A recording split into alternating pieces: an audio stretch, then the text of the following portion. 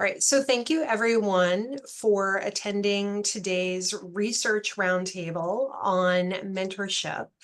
I am hoping to recreate the magic we had with our collaboration session. For those of you who do not know me, and this is your first time attending, my name is Courtney Romaine. I am the Senior Associate Director of Research Integrity, overseeing the Institutional Review Board, Human Research Protection Program, and helping Elisa Gaucher and Judith Martinez with responsible conduct of research.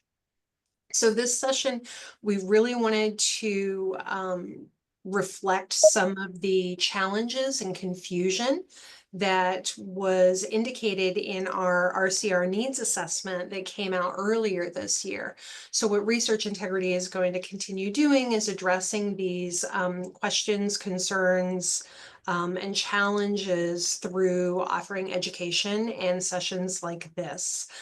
So with no more ado, let me please introduce you to our panelists today. Dr. Jason Hallstrom is the Director of iSense and a professor in the Department of Electrical Engineering and Computer Science in FAU's College of Engineering and Computer Science. So welcome, Jason. Thanks. And Dr. Donna Shamley-Wick is the Associate Dean for the Undergraduate and Prestigious Fellowships in Undergraduate Studies and an Associate Scientist in the Department of Chemistry and Biochemistry in the College of Science. She's the Director of the Office of Undergraduate Research and Inquiry. So welcome, Donna. Happy to be here. And finally joining us is Dr. Liberty Boyd, who is new to FAU as of September. She's a postdoctoral fellow in the Department of Biological Sciences and the Jupiter campus representative for our postdoctoral association. So thank you all for joining us. Your experience and expertise, I'm sure, will contribute greatly to this conversation. So we're going to go ahead and start out, and I'm going to ask Donna and Jason, as a mentor, how do you view your roles and what are your responsibilities? And you can choose whoever goes first. Jason, I'll let you go first. Okay, sure. So thanks, Donna. Thanks for the question. It's nice to see everybody today. I think the short answer is that it depends a bit. So every student needs something a little bit different. So sometimes if you're working with an undergraduate, they need mentoring that's quite different than what a postdoc fellow might need or a graduate student might need. But even when you look at the graduate students that come through our doors, every grad student is just so fundamentally different. Some graduate students, I'll give you an example. Donna and I work with one student, Stepan Mazoka. Stepan walked in the door as an amazing presenter. I mean, walked in day one, fantastic presenter, had great entrepreneurial ideas, had entrepreneurial experience, had just really a phenomenal background in startup formation and ideation. And so that was something where it was like, oh, geez, I think Stepan could mentor me here. I mean, he was just really so far ahead of the curve on that. But he needed help in other areas. And so I think that's sort of step one in the mentoring relationship is to really just understand what it is that each student needs, and then being honest about what it is that you can offer. So if a student comes to me and says, geez, I really need a lot of help, I'll sort of tease Elisa. If they come to me and say, geez, I really need a lot of guidance in compliance issues, I'll say, oh, geez, I'm the wrong mentor for that.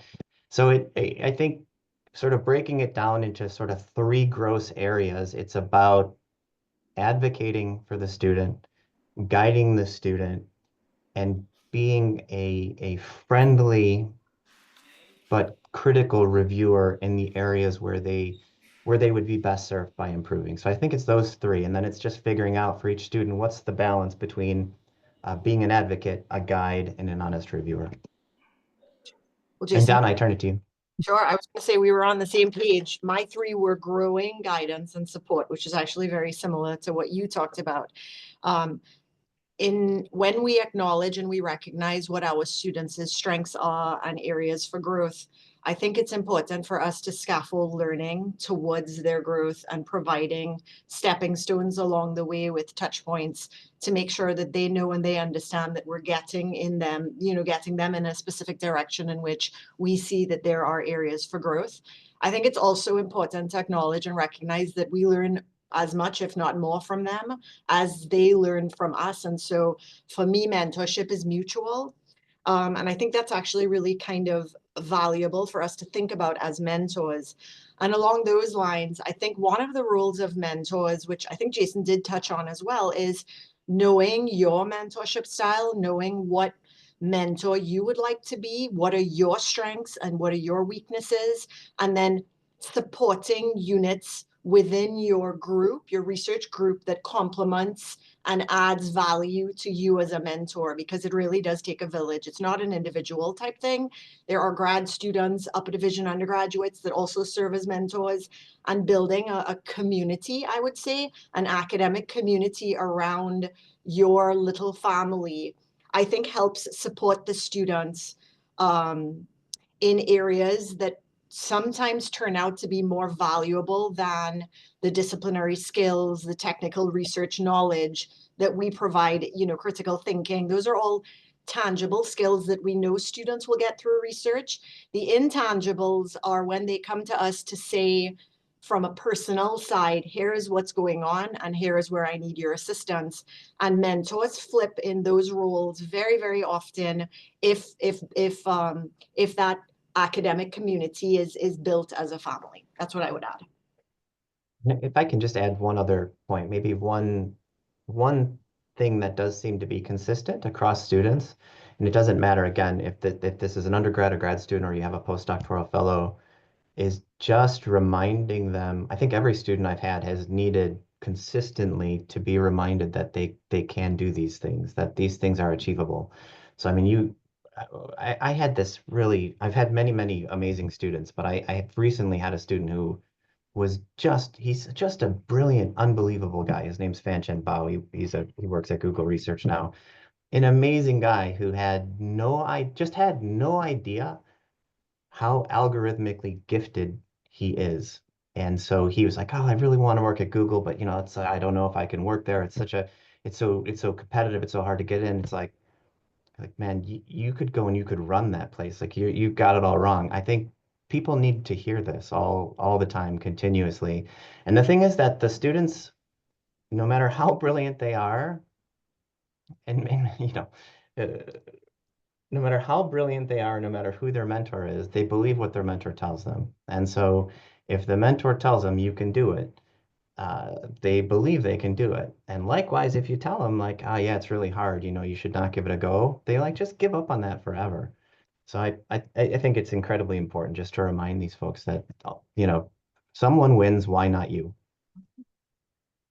Yeah, that's really outstanding. And if I can kind of transition to Liberty here, as a mentee, how do you view your mentor-mentee relationship, and what do you think as a mentee, how do you see your role and responsibilities in this, in this relationship? Yeah, absolutely. And as a recent graduate from my PhD, I think I'd like to talk about both perspectives, maybe the student perspective and then maybe the postdoc early career perspective. As a student, I think some of the biggest components to being a mentee and having a successful relationship was communication. I think advocating for your needs and making sure that they're clearly stated, but also taking the time to self-reflect and understand what you need and how to communicate it, was something I had to learn. And also um, having the confidence to say, this is what I'm thinking and what I'm feeling. So that comes with that cooperative trust, I think, between that mentee and mentorship relationship. As a student, also, my mentor, my primary advisor, he was also my academic advisor. And so I felt a little bit more pressure in the evaluation aspect of being a student and my work. And then I had other mentor relationships where they weren't my academic advisor directly and had that little bit of a different connection in the way that I would approach problem solving or talking about that. So I think, as you're evaluating your role with your mentee, to think about how they might be perceiving that relationship too, and helping to communicate that confidence building of trust and communication. I think now as a postdoc, the questions and the communication has changed to a lot more of professional insight to how would you approach this situation? How should I navigate this? Is this the appropriate way to communicate with a new collaborator? Those types of nuanced things that come in this new role as a postdoc. And so as a mentee, just kind of having that mindset that no question is a silly question, and following those trains of curiosity of trying to um, figure out how to navigate this new perspective when it comes to funding, research, publications.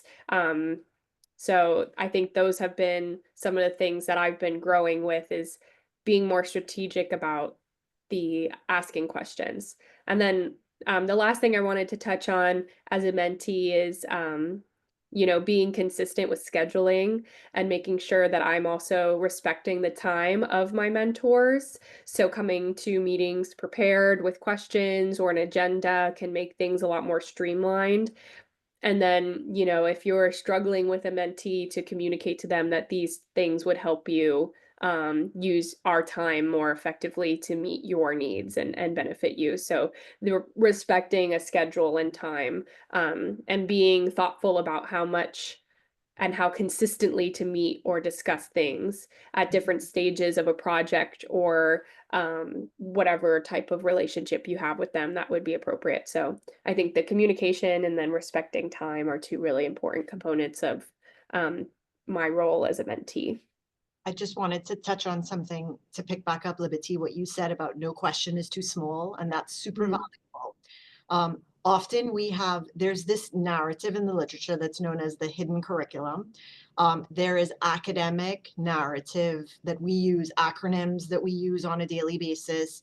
And a lot of our, for example, first generation students that have not grown up in an academic environment, they don't know the ins and outs of academia, and they don't know the ins and outs of research. What is good research practice? What is not good research practice? And so I would encourage, as a mentor, for us to recognize, it's important for us to recognize that not everybody knows the lingo. Not everybody knows what the expectations are in the lab, or any research space, not just in the lab.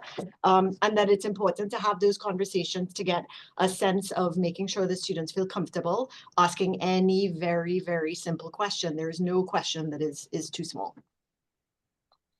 And so, Donna, do you then, and this is really for all the panelists, but would there be any tips for approaching some of these critical conversations? I know that oftentimes, perhaps a student gets hired onto a lab because they like the work that the PI is doing. But then once they get in there, it's a totally different environment. Maybe it's an ultra competitive environment, or they don't get enough face time with the PI that they thought they were going to have. So do you have any tips for having critical conversations and, kind of advocating for yourself as a mentee, maybe, or as a mentor to, approach the mentee? Is this something that would be like a mentoring agreement, or, expectations to initiating that relationship? For example, we had a student come to our office one time that had a concern about being left off of a publication. So maybe authorship decisions, and how are those made, and what mentees can do to, again, advocate for themselves for a publication. I'm just, kind of putting things out there. So I welcome all of your So there's a lot to unpack there. I'll give a couple each area and then encourage Jason and Liberty to chime in. In terms of open lines of communication between students and faculty within the Office of Undergraduate Research and as a faculty mentor myself, what I've always tried to do is encourage those conversations right at the beginning. When you get that interview with a faculty member, bring a copy of your schedule. We give students a sample mentor-mentee agreement, and I'm going to put a link in the chat of an aggregate of mentor-mentee agreements across the nation that we've collected through the Council of Undergraduate Research. And that will give advisors and or mentees an opportunity to look at the kinds of guiding questions. We don't consider it an agreement. We consider it the beginnings of conversations because students don't know which questions to ask. But merging expectations is the biggest, communication and shared expectations is the biggest challenges that we find, which ties into sort of everything that you talk about after that. And so for a mentee, it's important to know how you can contribute to being brave enough to articulate what your expectations are. For example, hi, you know, I have an 85-year-old mother who's in a wheelchair, and I am her primary caregiver, but I really still want to get involved in undergraduate research. The faculty mentor needs to know this so that they know from a parameter standpoint that time management is of the essence with regards to the student, or I am working 30 hours a week to support my whatever. These are kinds of things that mentees need to feel trusting enough to be able to speak to their mentors about. Mentors need to acknowledge and understand that our mentees are not just the traditional, student, undergrad or grad. They have outside challenges, just like we have outside challenges. And I think those communication patterns need to come into play. So now holding up your end of the bargain. Well, it's often based on lack of communication and or expectations that are at different places. If a faculty member has specific expectations and a student has different expectations. With the specific question that you asked about with regards to publications, we share with our students that, first of all, a publication is not an expectation of a mentor-mentee type of a relationship. We share that it has to be earned. On the faculty mentor side of it, the faculty needs to be able to communicate and articulate, what do you mean by substantial effort? That has to be outlined very, very clearly, and it should be discussed early on so that there's no miscommunication or preconceived notion that a student may or may not be on a publication. And so tying back to what Liberty said, as a quick summary, the student has to advocate for themselves and the faculty have to be as clear as possible. But within that relationship, each need to be listening to the other. It can't be these preconceived notions coming down because there is power in the mentor, right? And we have to acknowledge and recognize that. Does that help? That's wonderful. Jason, do you have anything to add? Yeah, I'll share just a couple of things. So I have never had a formal mentor-mentee agreement with anyone that I've mentored. I think that's actually a great idea. I don't think it would work well for my style, but I think in general I like that idea very much. Yeah, I don't know that I have a lot of advice on how you create this environment, but the environment that I think is important is that there should, as Donna has said, there needs to just be open communication between the mentor and mentee. So I hope it's the case. I don't know that this is the case, but I hope it's the case that as mentees have worked with me, as they've got to know my style, that they have felt comfortable to come to me when there are problems. And I have encouraged many students uh, that I have worked with when things when I get a vibe that things are not going well or that they're unhappy or that they've sort of lost their enthusiasm for the project or whatever it is to please let me know if things are not going well.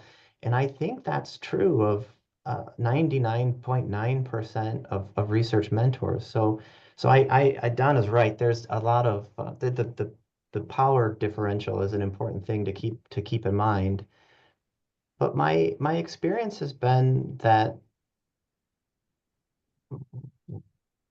the best faculty members, that the best researchers they don't need to show off, right? They don't need to they don't need to draw a hard line in the sand and say like, oh, you have to talk to me this way and you can't, like, they don't do that. So the folks who you probably want to work with, who mentees want to work with, are going to be open to hear that things aren't going well for me, that there's something that's not working right for me, and I need your help to fix it, or I need your understanding to fix it. Or I've just I can't think really of very many examples over my career where there's been someone who I looked at as a colleague that I respected, who was like, I don't have time for the like, I don't have time for your problems or the story about your grandmother. That doesn't happen, right? Like, because we're like all human beings. So I think that is the message that I like to share with students, is that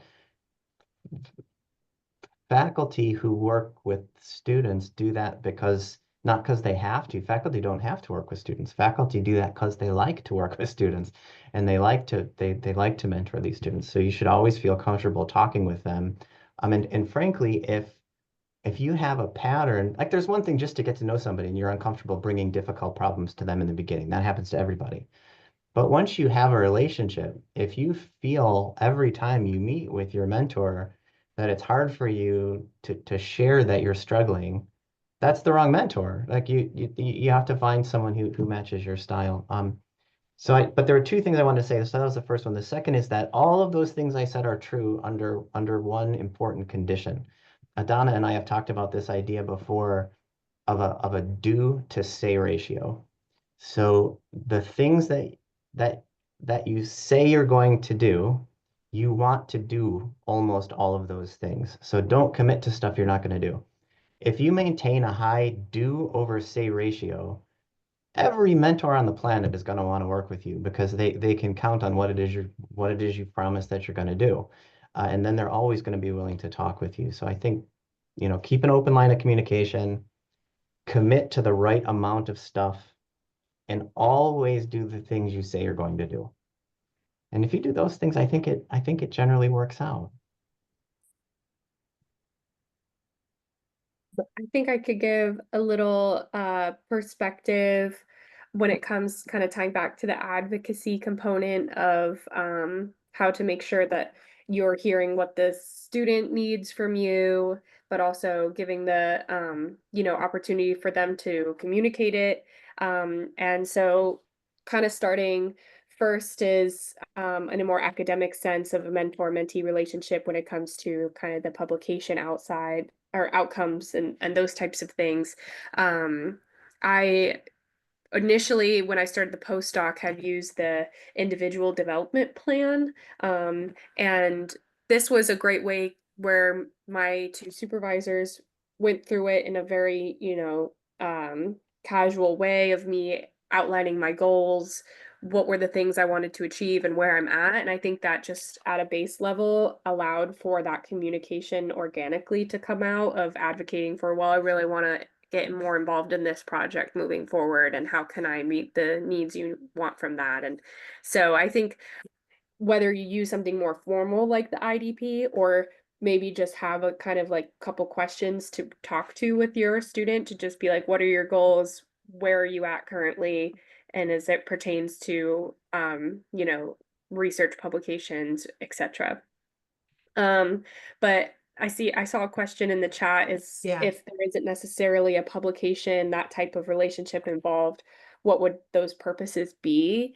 And I think tying back to the advocacy component is recognizing where your students' goals are and then helping them to achieve those things, and they might not know how to reach this goal or who to talk to about this, etc. And so once you have a better idea of what they're looking for, goal wise and academically, then you can help to connect those pieces, whether that be through expanding their network, getting them to talk to a colleague that might be closer in their interest, or perhaps someone who might have experienced similar things. So expanding a network, I think that networking component in mentorship is so valuable, to be able to connect them to a level of professionals in the field that they don't regularly interact with their peers.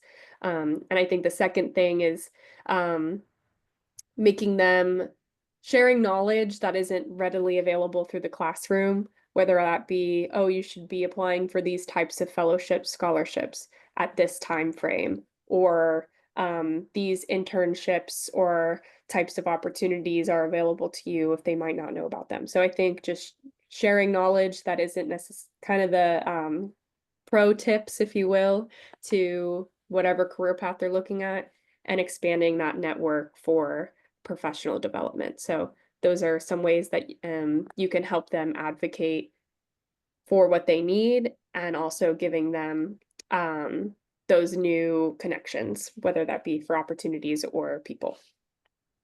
And so building off of that, if those are the agreed upon outcomes of a relationship, what steps could mentors and mentees take if that relationship becomes unproductive? We've all heard horror stories of, mentees having, come aparts in the lab, and, and just having terrible relationships. I would never want anyone to go through something like that, but we know it does happen. So what are sort of the steps that mentors and mentees could take to nip that in the bud and really get back on track for a productive relationship and address those outcomes? So Liberty, we can go ahead and continue on with you if that's okay. Sure.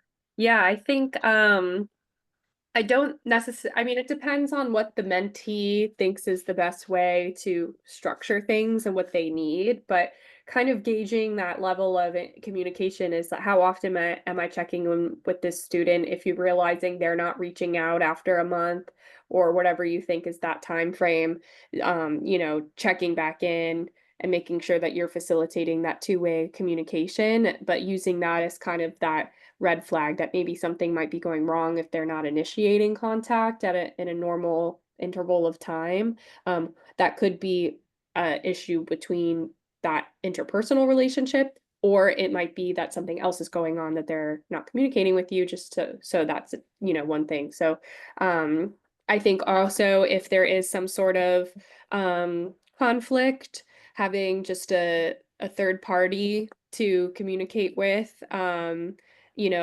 whether it be maybe anonymously at first, or to have someone that the mentee knows that they can go to talk about this and see how to address the situation. Because, as we kind of mentioned, there is just that level of dynamic of having someone who's a professional and then a student and not feeling comfortable talking about those problems. So having kind of a person within the department or some other academic head that is also checking in on how those other mentors in their academic community are functioning. So kind of that third party person.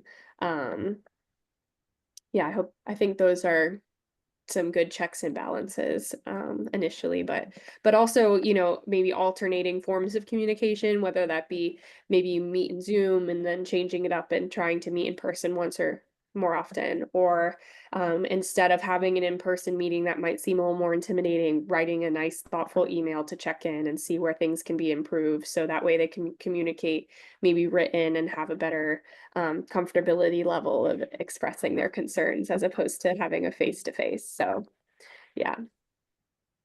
Excellent. I would only add two things to that. I think faculty have a great pulse on their research groups. And if they do have a good pulse on the research group, they know when conflict might be emerging or coming to bear, right? And so I think if faculty and students, it goes both ways, feeling comfortable enough to talk about it, I think is a good start in the right direction, and making sure that it doesn't fester. If a problem festers, then it becomes to the point of unfixable, and we never want to get to the situation where it is unfixable. We always want to stay in the environment to the best of our capabilities that these are fixable. And I think some strategies for, I will use the faculty as an example, or even an upper division grad student, is if they're noticing there's a roadblock and that something is stopping, right? Let that upper division person ask, do you need some help getting this done? I noticed that there's a little bit of a lag in blah, blah, blah. Do you need some help? Is there any way that I can help you? That brings the person into the conversation as versus going, why didn't the report show up on my desk 2 weeks ago? And again, it ties back to Jason's comment earlier about relationships and knowing your style, right? And so the whole point of a research group is to build relationships, right? And it's from those relationships good things occur. So if you build these good relationships and you're not afraid to have these tough conversations, think about what you're going to say and how it's going to be received by the other person before you say it. And now you're building an opportunity for bringing them into, hey, I'm here to help. I'm not critiquing you or anything along those lines. And I think the other thing that I wanted to add on the back end is always find some common ground to follow up. So don't just assume that it'll be fixed with an email or a phone call or I would touch base with the faculty or the student a week or two later. How is it going? Have these strategies helped us work better towards our established common and shared goals? And I'll just add, so early, one of the lessons that took me really a long time to learn, perhaps I'd learned it only recently. So early in my career, when things were not going well with a mentee, maybe they weren't making as much progress on their dissertation, or they weren't really pushing hard on a paper we were working on, or whatever it was. It's easy to think like, oh, they're not working hard enough, right? It's easy to think that the root cause of the problem is somehow laziness. But I sort of learned much later that like nobody goes to get involved in undergraduate research or to go to grad school or to be a postdoc because they're lazy. Like that doesn't make any sense at all. So when the progress isn't there, there's always a reason for it, and it's never laziness. It's always that they're somehow, the most common thing seems to be that people feel lost at sea. So it's just so easy to feel like, oh my gosh, I don't know what it is I should be focusing on. I don't know what it is that my mentor is really asking me to do or how to get started or whatever. And so I think having the mentor, having check-ins to just sort of be proactive, to say like, hey, how is this thing going? And to ask targeted questions. So questions like, what is the fundamental challenge that's the sticking point here, and how can I help you to get over that? I think that's probably the most common conversation that I tend to have with mentees now. But again, it took me a long time to sort of figure that out. It's easy to just think like, they're not working hard enough, but it's almost never that. And we do have a question in the chat, and I think that this is extraordinarily valid question. I too come from, even though I'm I'm science adjacent, and it's health science, which is a little bit more squidgy than computer science or chemistry or biology. Somebody asked, I'm in humanities where mentoring is generally included as part of the teaching assignment, whether it's graduate school or undergrad. Is this a separate assignment for faculty in STEM disciplines, or is it part of the research? And I think oftentimes when we talk about mentorship, we do, like Donna said, have that mindset of, it's a student going into a lab or working within a space with a specific advisor or a mentor, and they're doing, predetermined tasks to a shared goal. But in the humanities, it is a little bit more, fluid, and maybe your advisor is your mentor, or your PI or your committee chair is also your mentor. And I think, Donna, you touch on this quite a lot within OURI, and, in the kind of breadth and depth of different types of students that come through your door. Can you address that a little bit? So I think so mentorship takes all sorts of forms. Mhm. It's not limited to one-on-one faculty working with an undergraduate student or a graduate student or a postdoctoral on a side project. It could be bringing a student in to work with you on a book that you're writing. It could take all sorts of different forms. The underlying theme is that relationships are being built towards a shared goal, whatever that goal is. It could be within the course, and a faculty member could pick, take a student who's working or is part of a course and add, hey, you seem like a sharp one. You want to come and let's work on something together. And so there's lots of ways that faculty at FAU serve as mentors in academia. All teaching faculty are mentors, I think, because that's part of the narrative of what we do in our classes. Is we're not there just to share our technical and knowledge base. We're there to share our experiences, and our lived experiences in itself is a valuable learning experience. And so, when we think about mentorship, we think about it very broadly, independent um, of space or place. Yeah. And so I think if graduate students are mentors, upper division undergraduate students are mentors. And so the breadth of this definition of mentor is as open as it should be, because in all, academic advisors serve as mentors. So the best practices of building relationships, I think, extends far beyond a very traditional one-on-one faculty mentored experience or a group narrative, if that helps. Yeah, I think that's great. Other panelists wish to add to anything to that? I'll add to Donna's point. In the STEM disciplines, and certainly in engineering and in computer science, although there isn't sort of a separate pool of beans that faculty members get for mentoring, right? There's not dean's beans for mentoring, really. Um, Mentoring is baked into the faculty experience. So I don't know of a single faculty member in the College of Engineering, or any college really, that doesn't mentor in some way, that's not engaged in mentoring in some way. And for research active faculty, I think that happens naturally because there is always shared value in the mentor-mentee experience. So I sort of I see Madi on here, and I have joked with mentees before and said like, hey, this isn't philanthropy. Okay, so Stepan or Madi, they sort of forget sometimes, I think, the value that they bring to the mentor-mentee relationship. So it's sort of like, you know, faculty members get a lot of thank yous from students, which is wonderful, and it's a lovely thing.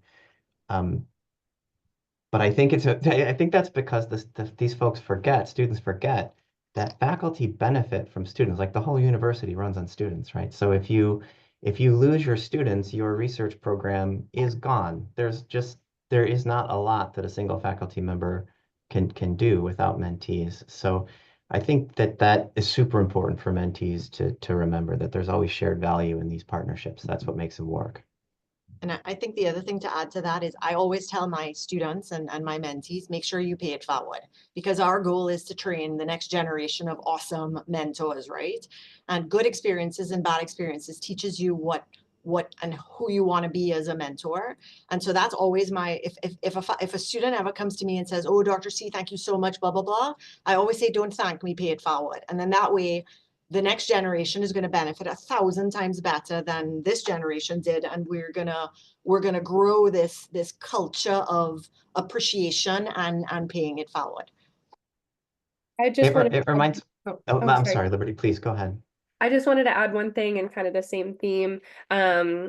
One, touching on what Donna had said, that the definition of mentor is very broad and there's a spectrum. I think there's the more formalized side of things, and then the just everyday kind of person that you're interacting with, whether that be an intern or, an undergraduate researcher, and even just those little meetings can serve as a mentor capacity that could grow into something more or not organically. And I think also what you said about paying forward is recognizing that especially graduate students are learning to be a professional in the field. So mentoring them to be a good mentor is so valuable, but also presenting more opportunities to allow them to interact with maybe undergraduate students, whether that be giving a talk at a lecture, a guest lecture, or being more facilitative of getting them in connection with potential interns or students to work with them, because learning how to do something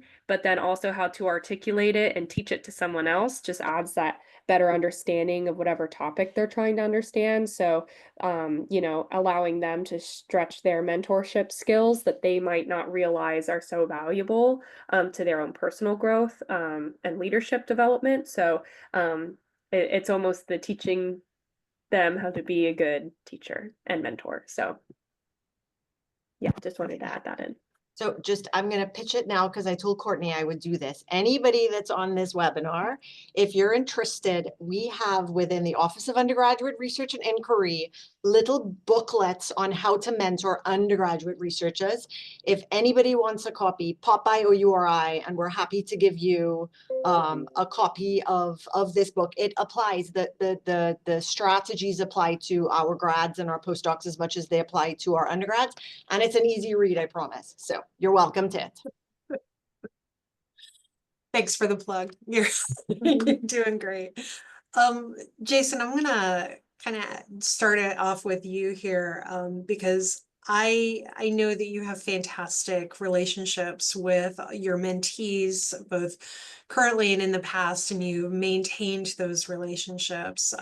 That speaks very highly of you as an individual and as a scholar. But how should new scholars go out to seek a mentor? Like, what are the things that they should be looking for when finding a mentor that they think they're going to get a productive relationship with? What are some tips that you could maybe give people that are just kind of new to the game? Yeah, so thanks for the question and for the nice comments. I'm waiting for Madi to give a thumbs down on your comments. So he's I see him on the bottom of my screen. The I think about identifying a mentor like I think about dating. So the mentor-mentee relationship is like a marriage. Like these things only work if it works for both of you. And you shouldn't feel bad if it only works for one of you, and you should find someone else. So that's that, so I think that the way you find a mentor is by trying mentors. So you should do all the things, again, sort of like looking at this as dating, going to seminars, taking classes. This is sort of like the social networking, right? This is like how you identify potential matches. And then you sort of try them out, right? So you work on a DIS with someone, or you go and talk to them and say, hey, I'm interested in your lab. Do you have a project? So we do lots and lots of kind of like one-off short-term projects with students. Like we just did one last week for like 3 days with a student because he wanted to figure out, is this a good match? And we wanted to know, is this a good match? Like, do we like each other and do we want to get married, right? Like that's sort of the question. I think that model works really well, but it only works if folks remember that there's nothing wrong when a mentor-mentee relationship isn't a good match. That doesn't mean there's something fundamentally wrong with either of you. It just means you're not a good match. So maybe to sort of drill down a little bit more on that, some mentees want a lot of hands-on guidance from a mentor. Like they want a little bit more management. And they want someone who's going to like really drive and push them. So lots of folks want that. I think junior faculty happen to be really good for that role. So junior faculty are under a tremendous amount of pressure. So they have to get grants, they have to get publications in order to get tenure, or they lose their jobs. And so as a result of that, they tend to be a little bit more, aggressive is the wrong word. Hands-on. They're more I'm sorry, Donna, go ahead. Hands-on. Hands-on, they're hands-on, right? I mean, they're really pushing, right? Because their career depends on it. And then as faculty members get tenure and they, get a little older and things like this, their feeling about things changes. And so every paper isn't isn't a career defining moment. Every grant decline isn't like something that you cry over for a week. So your relationship to the work changes, and you sort of step back, and it's like, okay, it's okay to let the mentee fail. It's okay to let them try things that aren't going to work, and to let them sort of stumble a little bit and sort of sort stuff out. But that model doesn't work for everyone. So I tend to be more of that latter kind of person. So I'm more hands off. I think I learn more from my mentees than they learn from me. Um, that model works for some mentees, but I've had folks who have worked with me who they didn't like working with me because they needed more management than I like to give. And there's nothing wrong with that. I didn't feel bad about it when they told me that. I told them in the very beginning, like, if you need a new mentor, never feel bad about saying that. I changed PhD advisors 4 times. So um the first well, it's like it's like divorce, right? Like the first 2 times you're like, oh, that felt bad. By the third time you're like, oh, it's not so bad. And then you get a new you get a new mentor. So you shouldn't feel bad about it. It's not there's nothing wrong with finding a new mentor. So should we expect an app to come out of computer science That's what called I Lab thought. Match, and you just swipe left or I swipe was gonna right? name I was gonna name a dating app, and I was afraid I named the wrong one. So I We can didn't. call So I it didn't Lab say it. Match. Wow. That's a good name for it. Yeah, it's a good idea. And Yeah. Liberty, is somebody who's recently come out of something like this, what's your input on Um, finding a new mentor? Yeah, so I have a couple perspectives I want to touch on. For mentors, I think presence is so important within the community and in the academic community, beyond your kind of just professorship roles, teaching classes. So attending those OURI events, right? Even if you don't have any students presenting, because I'm sure your colleague you're working with does, or going to some of these other events like homecoming events or something like that, just to become present and see your students outside of the classroom in a professional place to talk about research. So I think, or whatever those mentor relationships might be stemmed on. So being present intentionally, maybe not, it doesn't need to be all the time, but just some of those big events or things to meet students organically outside of a office or the classroom, to facilitate those connections, to see who might be interested in the work you're doing, or those types of things, but also create a more comfortable place for them to open conversation. I also am a big proponent of social media. I think that having presence on social media, whether that be through certain accounts that are for your lab specifically, or posting contact information in the division of researches page. So if a student might come across it, see it, because we know that they're all on their phones a lot more often, to be able to, one, show your work and what you're interested in to a wider community, but also reach students maybe from another university that might be interested in a graduate posting, or have a collaborative project between universities, which could facilitate better relationships there. And so whether that being more intentional about posting on a labs page, social media, just so a student might find your email or a post and reach out that way to see how to come across it. Because I find sometimes students find it intimidating, or just that extra effort of going on to, okay, I'm going to the Department of Biology's website, and now I'm going to peruse through all of the professors, and then have to go to their individual lab websites to see what they're working on. And if I'm interested in that, it can be a lot, as opposed to kind of just finding an interesting post on, as you're scrolling through your social media channels, and being like, oh, wow, that's really interesting. I want to work with maybe that. And I didn't even know that the university had this type of work going on, or person that I could reach out to. So I think having a better presence on those type of platforms will be beneficial to developing mentor and mentee relationships, and exposure for people to find new mentors. Yeah, related, a good event would be the research renewal Mhm. hosted by Division of Research next week. April 23rd.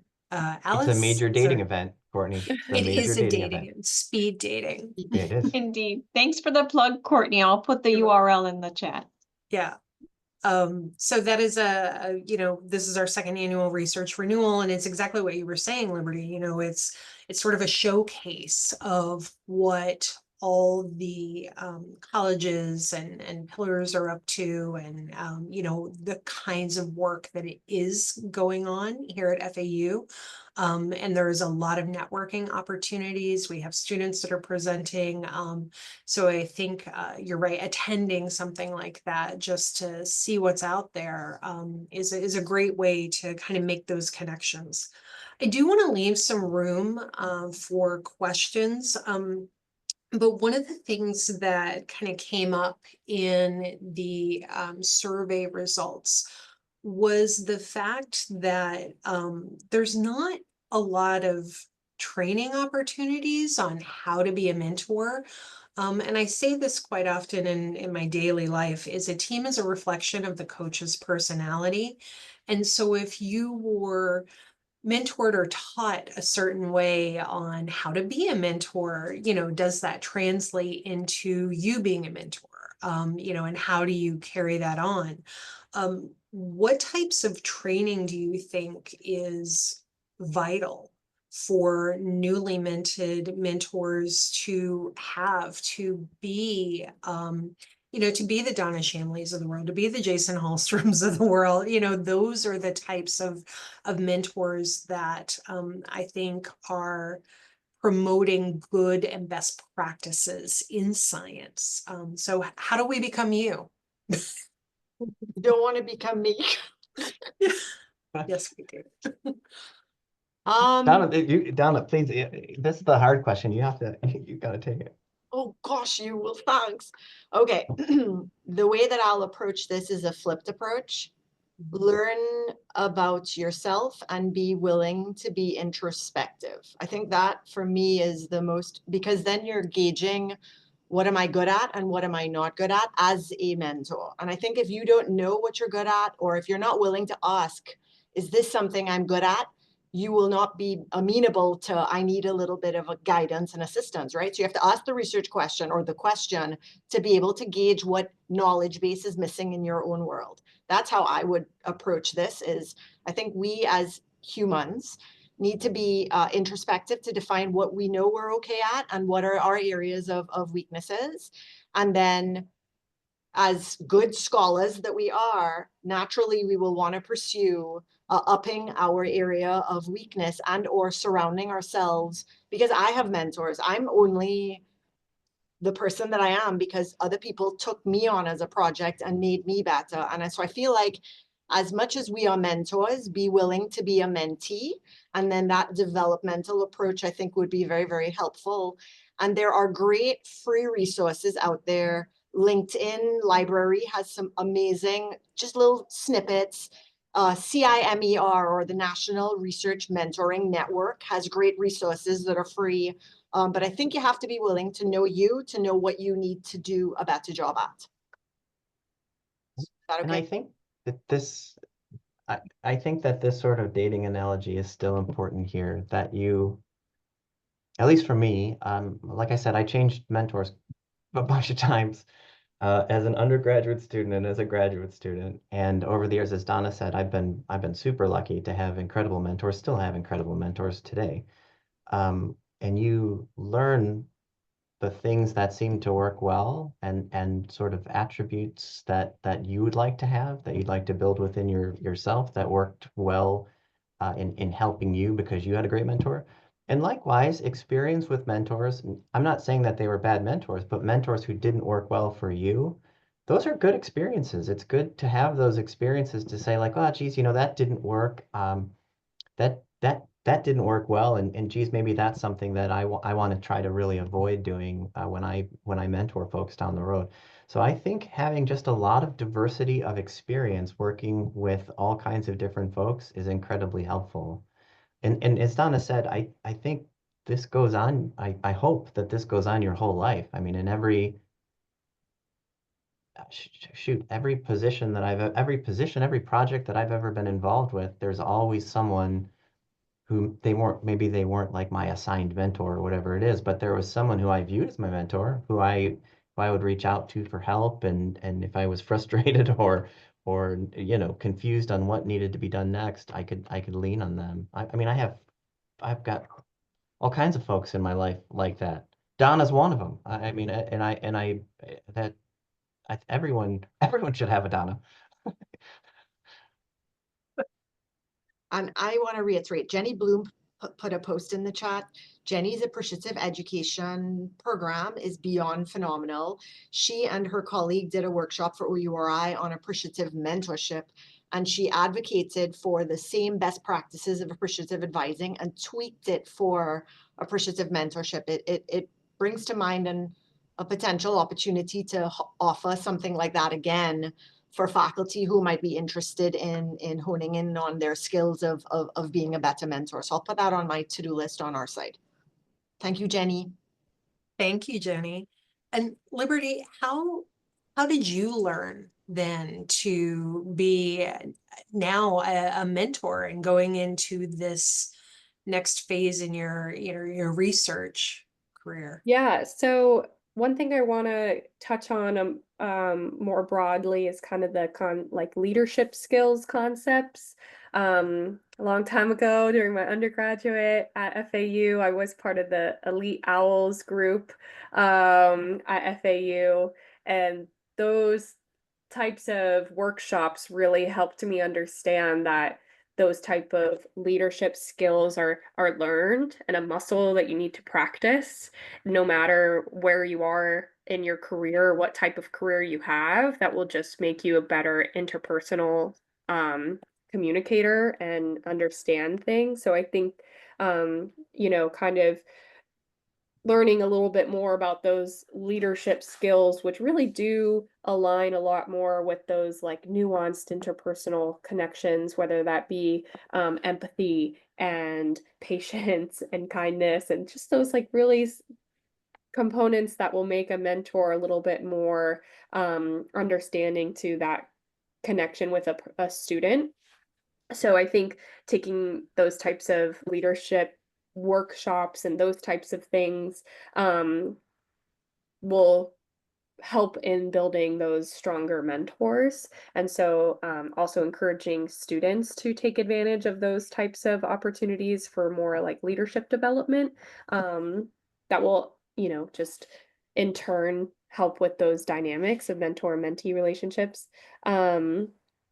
And then I think too, those teaching opportunities, as being a TA in the past, that really aided me in being able to communicate with peers, and then students who really weren't that much younger than I was at the time. So helped in that side of things, but then also just how to be a better teacher in person. So taking on unique teaching opportunities in different perspectives helps in different spheres of students and courses, so those types of teaching things. But what I really want to lean in more towards was how I felt that I got the most value of learning how to be a good mentor was becoming guiding interns in my lab, and whether that be in field work. I do a lot of marine biology related work where we're out in the field with long hours, hot conditions. So having to be calm, cool, collected in those more stressful environments while I'm working with interns was helpful for me to learn how to navigate that and communicate in those situations, but then also come back and realize that they're learning too, and that they're not just helping me as an intern, but I'm being their supervisor and mentor. So those type of intern relationships, I think, built up my initial mentor skills of where they are today, but of course I'm still learning and growing in this new postdoc position. So yeah. Thank you. I do want to, we are coming again to the close of the session, but I did want to bring a question that Adriana Garrigo Lopez put in the chat. So this kind of goes back to our previous discussion about alternative outcomes and alternative outputs of a mentor-mentee relationship. And Adriana asked, can you talk about how to close out mentorship relationships with students and how to credential or recognize their accomplishments in work beyond the traditional outcomes such as publications, which can take a long time to happen and maybe they've moved on. She recommends something like Credly, which I was not familiar with until reading this, or something that they can post on their social media to demonstrate the work and the accomplishments that they have. So if the panel has some input on that and maybe something they've experienced, that would be great. Okay, so I can use it's tangential, but I'll share it anyway. I can use the Office of Undergraduate Research's Peer Mentor Program as an example. We offer professional development within the Peer Mentor Program who are serving as mentors for other students. And every year our office selects a Peer Mentor of the Year. So in a organization or a structured environment, there are ways in which, as an institution, we can acknowledge and recognize lead mentors. It would be something that I would love to recommend to like the dean of the graduate college, right? Maybe we could do a graduate research mentor or teaching mentor of the year type of an award within the institution. That's at the larger level. Student Affairs has great leadership type workshops and events that students can get certificates for. That would also be one way to recognize students. And then I want to route back to this LinkedIn learning thing. If any of our students have LinkedIn and they take these LinkedIn learning sequence of courses, there's a badging system within the LinkedIn umbrella, I would imagine is similar to the one that our colleague recommended that's already supported by the university. That is also another way that we could recognize students within the process, right? It's not just about the outcome. There are these small wins that we want to celebrate them for in all instances. So those are three that come to mind. Outstanding. I would like to say thank you so much to all of our panelists for taking time to speak with us today. I'm sure that if there are additional questions that they have, they can either channel them through the Office of Research Integrity or, let us know, and we would be more than happy to get them out to our panelists. But, again, let me say thank you so much for your time, your expertise, and your patience and everything that you do for our students here at FAU, and also for our faculty. I think you serve as mentors to our faculty as well. So thank you all so much. Again, wonderful, wonderful job. And we will be posting this on our webpage as soon as I get around to it. So thank you again. And again, if you have questions, please let us know at researchintegrity at fau.edu. Thank you so Thank you much. all. Thanks all. Bye.